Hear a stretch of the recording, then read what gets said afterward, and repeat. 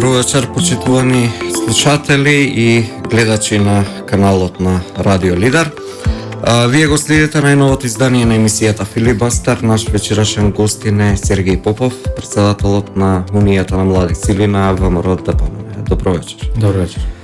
Вака за почеток, кајде конкретно да започнеме околу сите оние младински политики и оние реформи во образованието за кои што би можеле да говориме со денови и денови. Вие како политичка партија имавте и пресконференција, нели, каде што посочивте дека преку проектот за дигитализација министерката Царовска ќе ги дискриминира децата и ќе ги потенцира економската и социјалната нееднаквост. Па да, имавме како политичка партија низ реакции на тој закон и би сакал во вашата емисија да образложам дел од причините за тие наши реакции. Имено би сакал да започнам со нивните тези, оние нивни тези кои тие ги пропагираат, со кои сакаат овој закон да го оправдаат на некој начин, односно концептот за дигитализација. Имено бевме светоци на една пресконференција на социјалдемократската младина, кога тие искочија со една пресконференција на која сакаат да дадат поддршка, односно го поддржаа новиот концепт на Министерството за образование и наука за дигитализација на учебниците. И во таа пресконференција, како една од главните тези, ги користеа содржините во старите учебници. За нив велеа дека биле застарени содржини, дека биле содржини кои создавале поделби, кои повикувале на дискриминација, кои повикувале на говор на омраза и слично.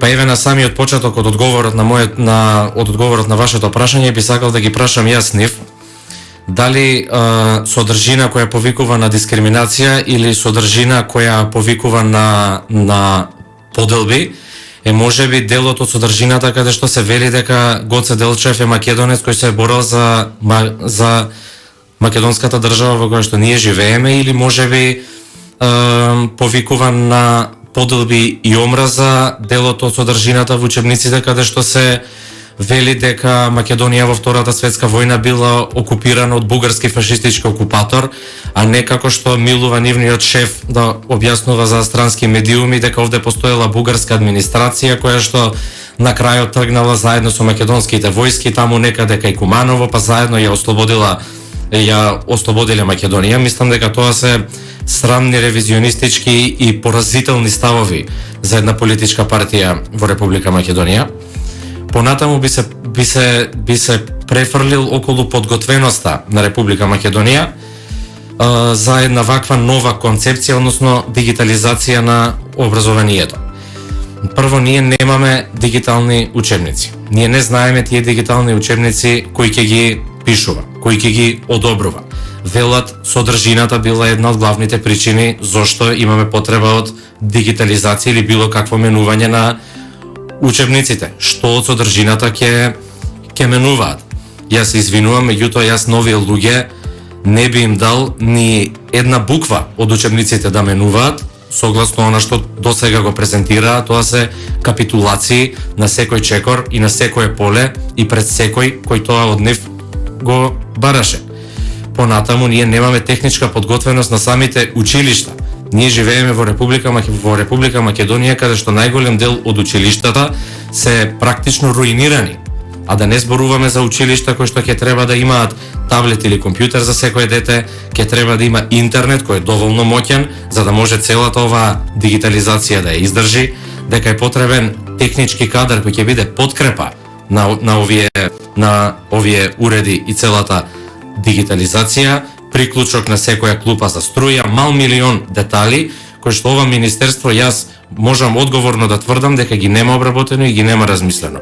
Понатака би продолжил и кон самата обука и прилагодување на наставниот кадар за да може да се започне ваква дигитализација на учебниците. Понатаму би се префрлил и во дискриминацијата која што ќе ја предизвика овој закон. Социјална, економска и секаква останата.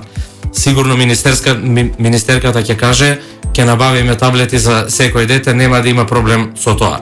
Да веруваме дека ова ќе го спроведе жената на која што и се случи учебна година зборувам за ова учебна година сега што заврши, во ковид пандемија каде што имавме онлайн настава за која што не успеа да спроведат ниту платформа на која ќе се одвива таа онлайн настава. Понатаму бевме сведоци дека над 40.000 ученици изминатава година не ја следеа наставата, бидејќи нема уред на кој да ја следат, нема интернет дома и ги немаа потребните услови за таа работа. Ние сме сведоци дека изминатава учебна година многу семејства кои имаат 1, 2, 3 деца, а имаат еден компјутер дома.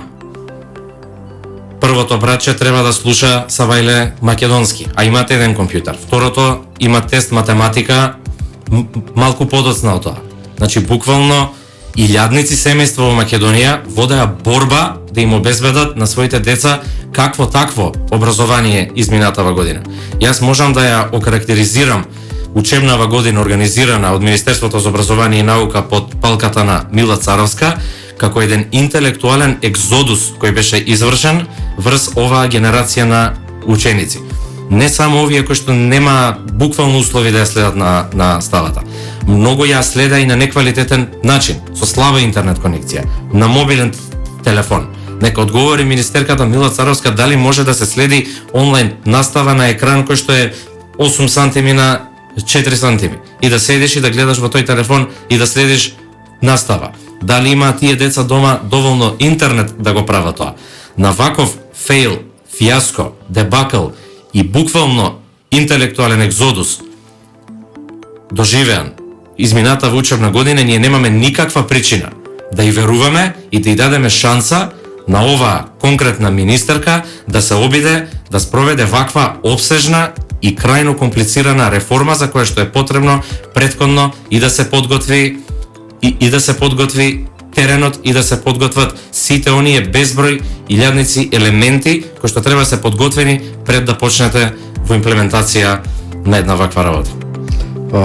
Дали мислите дека позади ова има конкретно некаква, слободно можам да кажам, политичка позадина, да се остварат некакви други договори? Затоа што ако земеме, беше најавено дека се учебниците ќе бидат во PDF формат. Да. Тоа не е никаква дигитализација. Дигитализација во нормални држави се знае како се следи настава, има конкретни програми, има начин на учење. Меѓутоа, дали е, окей, да, печатено издание го држите во рака, каква злоупотреба може? Точно PDF документи, меѓутоа тоа се документи што вие учениците ќе имаат пристап онлайн до нив. Учебниците можат да бидат менувани преку ноќ. Историските факти можат да бидат менувани преку ноќ. Една страна ќе биде заменета со друга страна. Апсолутно. Видете, ние сме сведоци изминативе 4 години владење на СДСМ дека они пробаа да направат, еве ќе кажам, и финансиска корист да имаат и легална од буквално секој проект кој тргнаа да го спроведуваат. Не можам да не ја спомнам тука и вакцинацијата. Значи бевме сведоци дека они пробаат дури на вакцините кои што се насушно потребни за да немаме илјадници починати наши сограѓани и млади лица кои што ги загубија животите, они пробаа и на тоа некако да извлечат некаква финансиска корист. Понатаму јас сериозно се сомневам дека менувањето на учебниците има за нив и некаква идеолошка позадина. Дека сите оние договори кои што они зад затворени врати, сите оние барања кои што ги прифаќаат, секоја нивна капитулација која што ја доживуваат, а јас мислам дека има и повеќе капитулации доживеани освен оние кои што се јавно презентирани, би им порачал само една работа. Да, во учебниците има застарени податоци, а единствен застарен податок во нашите учебници е тоа што по падот на оваа влада за многу брзо време, во новата учебна година, учебниците по историја ќе треба да пишува за оваа најнеспособна, најкриминална и најквинслиншка влада, која што не само Република Македонија, јас верувам дека многу пошироко и во светски рамки е видена и сретната. Тоа ќе треба да биде променето во новите учебници, за да македонските граѓани и македонските деца од наредна година учат какво зло и се има случајно на Македонија овие 4 години. Образованието е најважната алка од синџирот во креирањето на секоја индивидуа. Последниве 4,5 години беа ветувани брда и долини, беа ветувани универзитетски кампуси, беа ветувани секаков вид на дипломи, ние стигнавме до оној степен да Македонија нема ниту еден универзитет на Шангајска листа. Образованието е оставено на маргините на општеството. Имаме во кругот на дворот на комплексот Универзитетот Кирил и Методе има објекти кои што започната изградба, кои што 4 години тлеат така, стојат. Не се мртнати, карабини готови. Да. Верувам дека Европската унија или UNDP било кои би дале веднаш грант да се завршат тие објекти.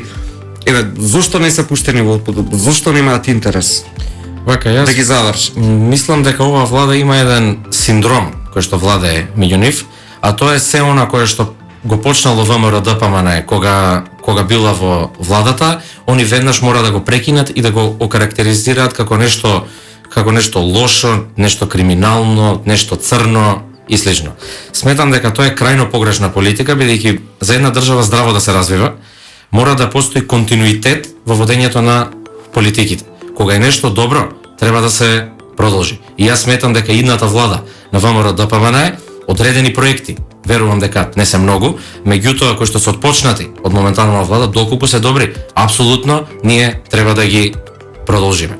Кога сме кај студентите како најважен дел од целиот образовен систем, како едни граѓани кои што треба да искочат како готов производ на пазарот на трудот и да бидат компетитивни со своите колеги од Европа, Америка и остатокот од светот, ќе кажам дека не се инвестира апсолутно ништо. Нив им беа полни устите со студентскиот стандард, со враќањето на младите во Македонија. Ветува студентски град, а успеа да реновираат 2 крила во студентскиот дом Гоце Делчев, чија што реконструкција беше почната во времето на ВМРО ДПМН. Каде е студентскиот град, они мора да одговорат. А одговорот ќе го добијат на следните избори. За прв пат кога сме кај младите, пред 2 години изгласавме, што беше одличен исчекор, за да се отпочне некакво решавање на младинските проблеми во Македонија, закон за младинско учество и младински политики. Во тој закон не е реализирана апсолутно ниедна одредба која е предвидена да се реализира. Се предвидува Национален младински истражувачки центар, се предвидува Национално собрание за млади, се предвидува Национално младинско советодавно тело, се планираат локални младински совети кои што во најголем дел од општините не функционираат.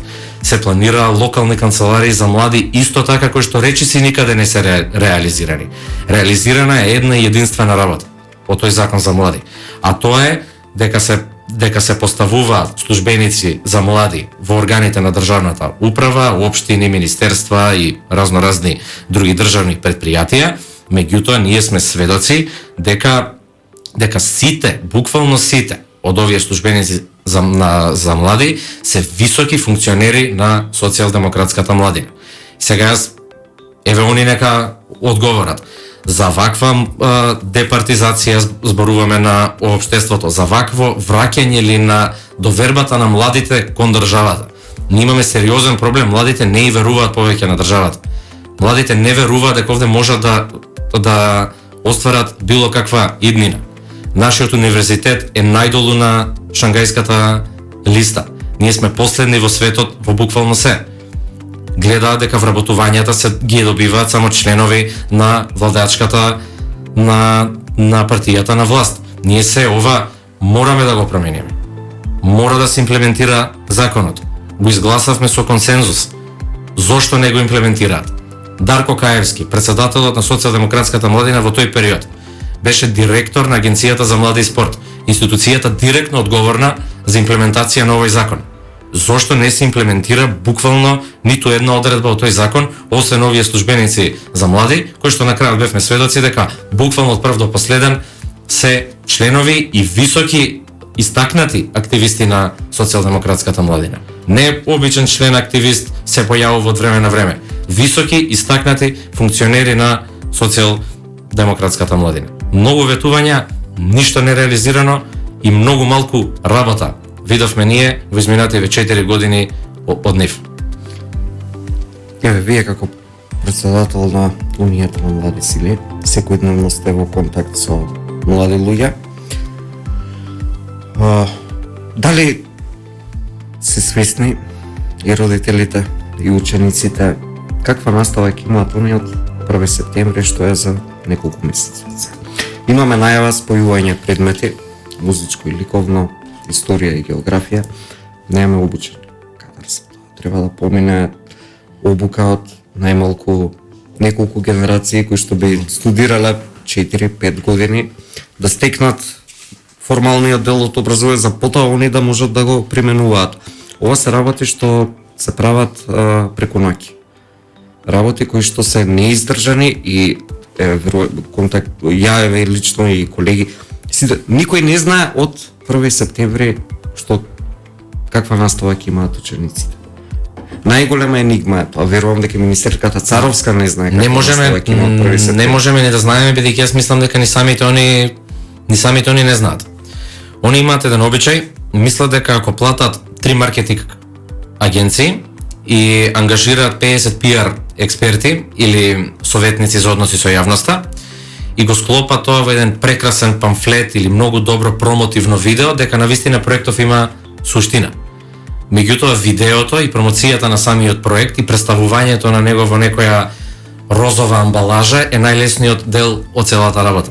Пред тоа следува многу голем период на многу голема макотрпна работа. Овие луѓе немаат план за ништо, а се самоуверени, самобендисани, до онаа мера што тоа се граничи со ароганција. Значи, одредени тези на министерката Царовска, дека родителите требале да им купуваат на децата таблети, онака како што им купувале блокчиња за цртање поликовно, е во најмала рака навредлива изјава. Изјавата дека дискриминација било, имаше една случка, еден професор во Кочани и сакаше да ја подари ученик и ја предупреди господинот дека ќе спроведе социјална и економска дискриминација помеѓу децата и ќе создаде едноставно социјален јаз. Она му одговори, му вели: не, дискриминација е што некој дете има и учебник, има и таблет, има и компјутер. Ама не е тоа дискриминација, бидејќи овие деца имале на самиот почеток еднаков старт и еднакви услови. И не е дискриминација. Дискриминација кога го принудите да има дигитална настава, а детето нема услови тоа да си го овозможи, а ти не си доволно способен истото да му го пружиш. Зашто бевме сведоци целава измината година со онлайн наставата. Зошто велам дека се самобендисани и дека живеат во свој свет во кој што никој друг не верува освен тие самите. Па за ова образовна реформа, односно дигитализацијата, се спротиставија родителите, се спротиставија наставниците, се спротиставија професорите, се спротиставуваат и средношколците, како што можам да приметам. Во голем број средни училишта ние во државата немаме настава. Може колку сака министерката да тврди дека се е нормално функционира, тоа е во нашите глави и слично. Не е. Целото општество се крена. Илјадници граѓани го критикуваат овој концепт, за на крај тие да го повлечат од собраниска процедура, па да го враќаат сега со европско знаменце и буквално да го силуваат народот и да направат нешто што е комплетно против нивната волја и нешто што тие не сакаат. Пак ја констатирам, крајна самобендисаност и во собранието го гледаме тоа. Со 62 пратеници се однесуваат како со 100. Кога сме веќе кај тоа, неодамна беше формирана нели Facebook група која што членува во тој момент околу 70-80 членови кои што требаше да имаат состанок со министерката Царовска, таа не ги го достои да се појави. Токму, за истото зборуваме. Немаат слух за граѓаните. Таа надменост, самобендисаност, преголема, тотално неоснована самоувереност. Имаме ситуација, најнеспособната влада историски гледано не само во Македонија, во многу пошироки рамки е најсамоуверената влада. И тоа не е само министерката Царовска. Тоа се буквално сите нивни функционери. Со какви се проблеми младите се соочуваат во држава? Во време на корона кризава, светската пандемија, речиси 60.000 луѓе останаа без работа. Младите гледаме според сите оние анализи и анкети дека се помалце и помалце доаѓаат до работа.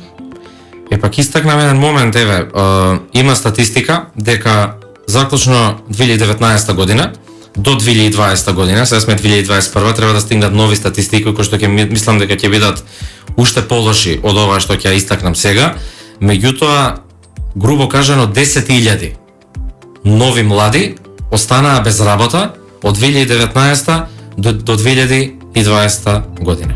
А овие луѓе од власта полни им се устите дека прават се за младите, дека младите ќе ги вратат дома. Ние имаме ситуација каде што младите не може да го стекнат потребното образование како што може да го стекнат нивните колеги надвор од Македонија. Ние имаме ситуација каде што имало проекти кои што им го олеснувале животот на младите, како бесплатниот превоз со воз, кој што го има студентите кои што живеат од внатрешноста во Република Македонија, бесплатно со воз да можат да дојдат во Скопје, да се ги завршат потребните обврски поврзани со образование, работа и слично и потоа да се вратат во родното место или да седат во Скопје, да се вратат да си ја видат фамилијата. Ние сме во ситуација каде што универзитетите беа затворени и студентите мораа многу повеќе да патуваат, а на овие луѓе никако не им текна дека бесплатен студентски превоз би било одлична работа да се спроведе токму во овој момент. Корупцијата која што владее во нашата држава. Гледаат младите. Значи, се она што ги засега сите граѓани, ги засега и младите луѓе многу повеќе, бидејќи тие полнат 20 на 22, 23 години и веќе гледаат каков живот јас да оформам овде, што да направам за себе, каква иднина е пред мене. А тој гледа дека генералниот секретар на владата патентира софтвер, си го купува самиот од себе со пари од владата, министерот за внатрешни работи вели не ми треба, премиерот вика ако не му треба еден ден, може ќе му затреба. Со народни пари. Све ова со народни пари. Значи како да се пари неговиот дома. Потоа заминува во Мексико, уште кога е прашан, чекај, погледни што се случува овде во Македонија со тебе, има афери, како можеш да заминеш во Мексико? Немало простор за сензација. Го чекавме 20 дена и еве како Унија на млади сили беше сведок јавноста. Тогаш му приредивме еден интересен пречек на самиот аеродром со цел да го потсетиме малку дека во Македонија се крена голема прашина околу него. Презумцијата на невиност е неприкосновена за секој граѓанин, исто и за него.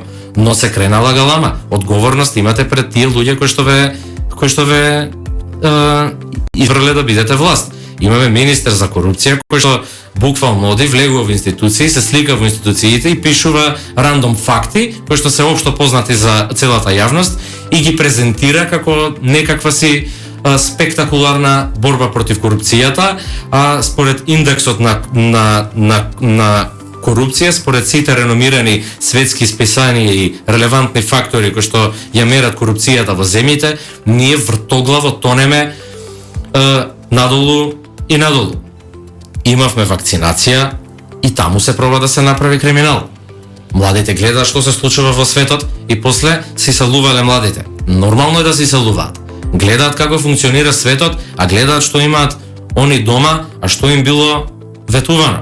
Набавуваме вакцини, фантом фирма, основана 3 месеци од доаѓањето на владата, без никакво портфолио или искуство со било што поврзано со медицина, намеси креирана фирма, се нават вакцините, вратен авансот, нема вакцини, последни во светот. Да, вие тогаш тоа го предупредивте. Веднаш беше тоа оценето од министерот за здравство Филипчи од владата како ширење на лажни вести. Се додека пред неколку дена претседателот на ВМРО ДПМН Христијан Мицковски на брифинг со новинарите извади документите дека тој аванс е уплат. Точно. Кој шири лажни вести сега? Еве нека процени јавноста кој шири лажни вести. Значи буквално предупредуваме за се. Они најноншалантно го отфрлаа тоа, ВМРО шири дезинформација и слично, нема никаква вистина, меѓутоа на крајот работите излегуваат на виделина, излегуваат дека се точни. Еве конкретно, господинот Мицковски обелодени уште неколку афери. Една од тие беше и аферата мафија. 214 мафијаши, говориме за луѓе што дел од нив тежат и по неколку милиарди долари. Имаат добиено македонски документи со кои што непречено патуваат сега во свет. Иако има потерници како во матичните држави, така и потерници од Интерпол. Имавме денеска интересна изјава од Седат Пекер, кој што претходно Заев, премиерот Заев викаше дека не го познава, го видел само на телевизија. Човеков денеска не кажува дека бил кај премиерот дом. Не, ова веќе изгуби секаква контрола. Мислам, владава веќе повеќе е трагична отколку што е смешна. Македонија нема мафијаши, бе мораме да натурализираме ние мафијаши. Па веројатно така се чувствувале, знаете, кога имате криминоген ум, може да забегате до таа мера што повеќе не ви е доволен домицилниот криминал, па сакате да увезете од надвор и така натаму. Во Македонија ние имаме афери кои што имаат продолжетоци. Знаете, мафија 1, мафија 2, рекет 1, рекет 2. Значи ништо не запира онаму каде што почнало. А наводно имаме министер за борба против корупцијата, односно вице-премиер за борба против да, човекот заплени Путер.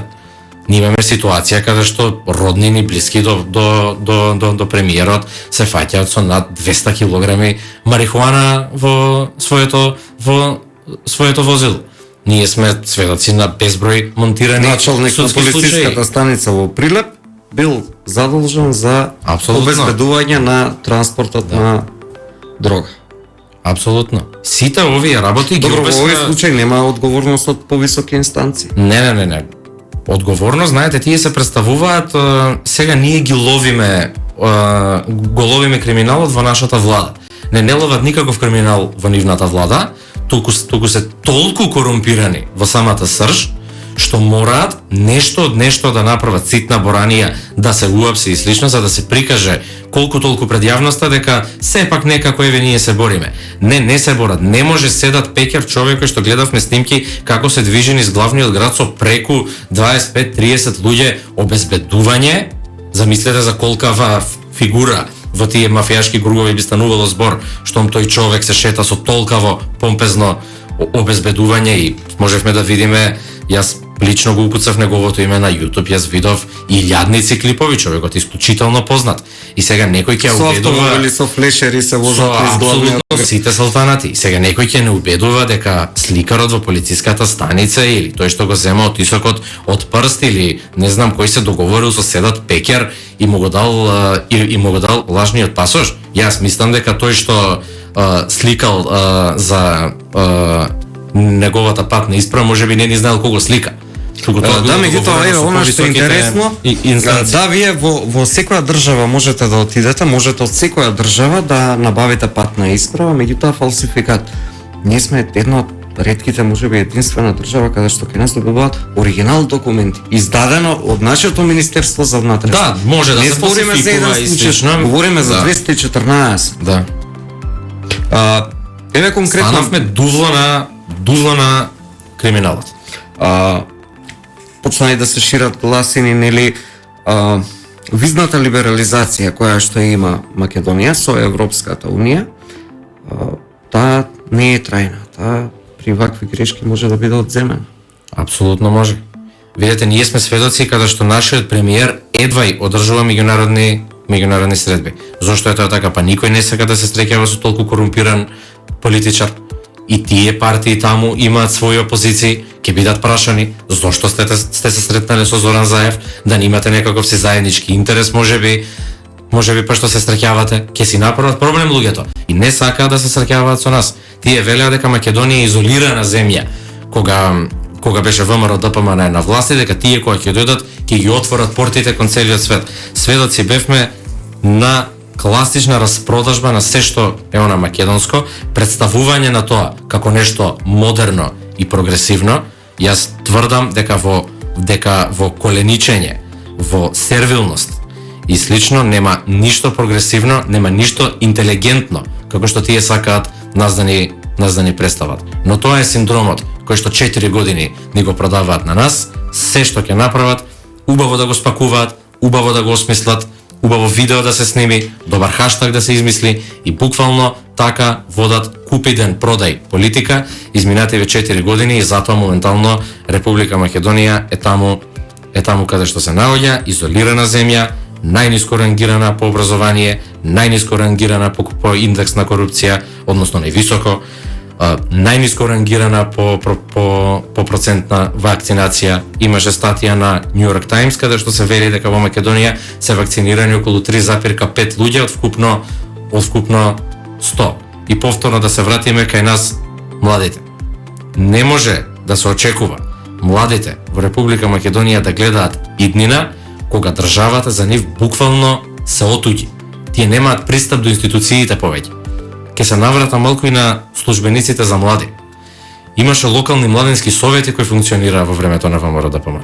Тие локални младински совети требаше да бидат сервис на младите, место каде што младите ќе размислуваат, ќе креираат идеи и решенија како да ја подобрат нивната иднина во конкретното место. Јас сум конкретно советник во општина Центар. Имавме локален младински совет. Локалниот младински совет до пред неколку години. Локалниот младински совет го водеше на вистина млад човек кој што не беше член на ниту една политичка партија. Се растори младинскиот совет и се назначи сега пред неколку дена службеник за млади кој ќе треба да биде конекцијата или линкот на оваа институција конкретно кон младиот свет во општина Центар. Станува збор за многу висок функционер на социјалдемократската младина. Истото е во сите институции. Младите немаат контакт веќе со институциите, не гледаат партнер во државава и не може да го гледаат со ваква влада. Се е отуѓено. Ги распродадоа националните интереси. Ја уништија Македонија економски. Нека им објаснат на тие 10.000 млади луѓе од 2019 до 2020 година кои што останаа без работа, дали они за нив се партнери? Дали они некако на тие луѓе им помогнаа? Што да прават тие млади луѓе сега? Дел студенти, дел средношколци, дел дипломирани или повозрастни млади луѓе 25, 6, 7, 8 години, што да прават сега тие млади луѓе? Каде да го бараат спасот? Во која влада? Кај кои младински представници? Кај представниците на владеачката партија кои се млади подржуваат се без пардон. Не гледат. Во оваа насока на 25 април се одржа еден голем протест, што масовна бројка што во време на корона пандемија, меѓутоа нешто што не е забележано со години назад. Јас како новинар бев присутен таму, можев да забележам за прв пат после многу долго време имаше доста млади луѓе. Дали тие млади луѓе ја наговестуваат промената по држава? Апсолутно ја наговестуваат и јас бев на тој протест присутен и како Унија на млади сили силно и масовно го поддржавме истиот протест. Воено сакам да им се заблагодарам и на сите млади луѓе кои дојдоа да присуствуваат на тој протест и сакам да истакнам кога ја спомнавте ковид пандемијата. Сада само вели ВМРО-ДПМН ги не знам прекрши протоколите, народот ваков таков. Нека се прашаат они зошто народот и покрај ковид пандемијата излегува во толков број на улица и го става сопственото здравје во прашање. Јас и сите оние млади луѓе во огромен број кои што присуствувавме на тој протест, сите имаме дома мајка, татко, кој баба, кој дедо и слично. Ние се грижиме за нивното здравје. Меѓутоа, ситуацијата е дојдена до самиот раб, од каде за нас младите повеќе враќање нема. Се случува општествен пресврт во Република Македонија, кој што ќе финишира со победа на следните парламентарни избори и токму младите, како и секогаш, ќе бидат двигатели на промените од причина што ние сме најенергични, најборбени, тоа ни следува со самите години со младоста и тие промени ќе ги донесеме и Унијата на млади сили ќе биде партнер на младите во оваа конечна борба Социјалдемократскиот сојуз со Зоран Заев да замине еднаш за секогаш од власта. Еве, покрај младите, последниот период сите анкети говорат дека ВМРО-ДПМН е во водство пред СДСМ, дури на МЦМС. Анкетата ВМРО е во водство. Втората половина на октомври не очекуваат локални избори. Дали е ова показател дека на некоја тенденција дека ќе бидат променети многу работи? Апсолутно. Вие сте и советник во општина, живеете во Скопје. Конкретно за Скопје 4 години помина, дали квалитетот на живот е подобар? Апсолутно не е подобар, токму затоа и како председател на Унијата на млади сили пред извесен период споделив една анкета токму на МЦМС, што ја спомнавте пред малку. Сериозно е водството на ВМРО ДПМН ке младата популација од 18 до 28 години. Имено 23% од младите се изјаснуваат дека поддршка и партнер гледаат во ВМРО ДПМН, додека 17% се изјаснува дека поддршката ја даваат на Социјалдемократскиот сојуз. Тоа е од една проста причина и е вртоглав пресврт на политичката сцена, од причина што се чувствуваат младите излажени како никогаш досега. Буквално Социјалдемократскиот сојуз се извозе на бранот на незадоволството ке младите кои што постоеше. Ние мораме да бидеме реални луѓе. 2015-2016 година постоеше незадоволство ке младите. Меѓутоа СДСМ се извозе на бранот на тоа незадоволство и кога се симна од тој бран и седна во фотелите, младите ги заборави. Меѓутоа младите не го заборавија нивното заборавање и ќе ги потсетат за истото на следните избори, веќе ги потсеќаат со анкетите кои што излегуваат во јавност и ќе бидат предводници на рушењето на оваа влада. За Скопје кога сме, никакви промени. Еве гледаме, сите, јас сум од Скопје, вие сте од Скопје, шетаме низ градот, не ги гледаме промените, не ги гледаме ветувањата, не гледаме кули за прочистување на воздухот, не гледаме зиплайн од водно до не знам каде, не гледаме трамвај во Скопје, не гледаме тунел под Кале во Скопје, не гледаме нови булевари во Скопје, воздухот не го гледаме што ќе го дишаме алпски веднаш што замине ВМРО ДПМН на власт. Прво колку дрска изјава да ја даде еден политичар. Воздухот ќе се ичисти кога ВМРО ДПМН ќе замине од власт. ВМРО ДПМН замине од власт. Повелете господа, исчистете го воздухот. Направете го Скопје европска метропола. Не само што не го направија Скопје европска метропола, туку и го уназадија и му изгубија 4 години. Еве за крај уште едно прашање, дали колку се можни предвремени парламентарни избори заедно со локалните? Не знам колку се можни, Со оглед на тоа што Социјалдемократскиот сојуз имаат многу лабаво мнозинство во собранието, бевме сведоци што собранието со месеци уназад не функционираше, бевме сведоци кога министерот Димитров беше ставена гласање точка за интерпелација. Тој не доби поддршка од 61 пратеник, доби многу помалку. Каков се наметнува прашањето, каков легитимитет има, кога нема просто мнозинство во собранието? Нема. Дали е одржливо ова на долги стази? Не, ова и дали може да очекуваме сега во октомври избори? Ова на долги стази никако не е одржливо, значи парламентот е буквално закочен. Не заради тоа што ВМРО ДПМН не сака да даде поддршка за давање на парична помош на граѓаните и слично.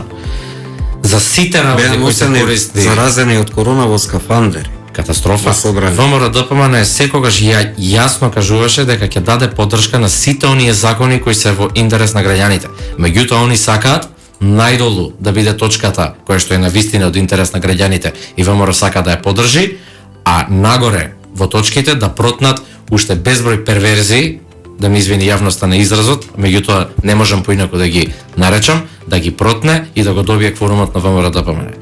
Кворумот на ВМРО ДПМН нема да го добие и власта доколку сака да владее со волку тенко мнозинство, ќе треба да научи да ја слуша опозицијата, бидејќи парламентот представува слика на волјата на граѓаните. Волјата на граѓаните во парламентот моментално и покрај сите притисоци, закани, подкуп и зашто не бевме сведоци на предходните парламентарни избори, силите во собранието се практично изедначени и доколку сакаат вака да владеат, ќе мора да научат да слушаат. Иако мислам дека единствен излез од оваа ситуација секако се предвремени парламентарни избори, на кои што резултатите ќе бидат многу различни и ќе бидат за нив погубни, и јас искрено како млад човек посакувам ова власт да замине и сум за предвремени парламентарни избори, иако не можам со сигурност во моментов да кажам дали тие би се случили или не би се случили. Уште во оваа насока еве сите коалициски партии со СДСМ ја напуштија пратеничката група на СДСМ, делуваат посебно како пратеници, започнаа и либерал-демократите, продолжија и другите. Во моментов ВМРО-ДПМН е најголема пратеничка група. Има десетина пратеници повеќе од Социјалдемократскиот сојуз. Да, зборуваме за пратеници што се баш пратеници од ВМРО-ДПМН, не коалициони партнери. Да.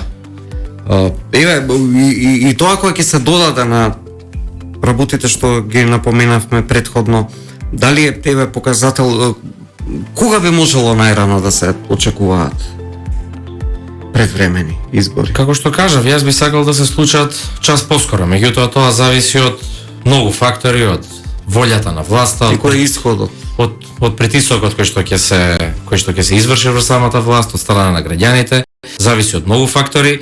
Меѓутоа, нас предвремени парламентарни избори, нова влада во Република Македонија ни се насушно потребни за да ја извадиме државава од кал. Во ред. Ти благодарам, Сергеј. Ви благодарам и на вас. Одвоеното време. Ова беше најновото издание на емисијата Филибастер. Наш вечерашен гостин беше Сергеј Попов, председател на УМС на ВМРО-ДПМН. Имајте убава вечер.